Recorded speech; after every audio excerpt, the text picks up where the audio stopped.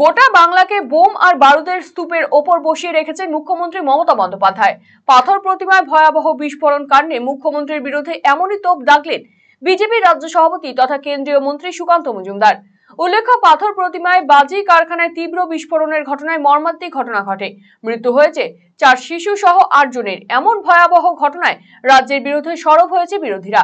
এদিন বিজেপির রাজ্য সভাপতি সুকান্ত মজুমদার বলেন, প্রচুর বিস্ফোরক মজুত করা হয়েছিল বলে এই মর্মান্তিক ঘটনা ঘটেছে। আর এই ঘটনায় রাজ্যের গোয়েন্দাদেরও কাঠগড়ায় তুলেছেন তিনি। 24 পরগনা জেলাকে দুষ্কৃতীদের মুক্তাঞ্চলে পরিণত করা হয়েছে। এই ঘটনায় এনআইএ তদন্ত হওয়া উচিত। আর এই ব্যাপারে কেন্দ্রীয় স্বরাষ্ট্রমন্ত্রীকে তদন্তের ব্যাপারে চিঠি লিখে আবেদন জানানো হবে বলে মন্তব্য করেছেন সুকান্ত মজুমদার।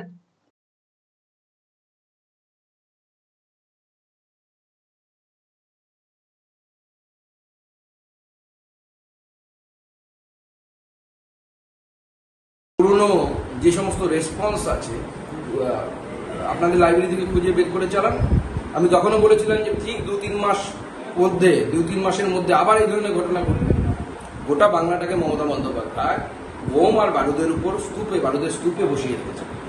এবং এই ধরনের অপদার্থ হোম মিনিস্টার, পুলিশ মন্ত্রী আমরা বাংলায় যাকে বলি, স্বাধীনতার পর থেকে আজ অব্দি বাংলা পর্যন্ত পায়নি এরকম অপদার্থ হোম মিনিস্টার। এবং মমতা বন্দ্যোপাধ্যায় জেনে বুঝে করছেন, সমস্ত কিছু তো তিনি জানেন।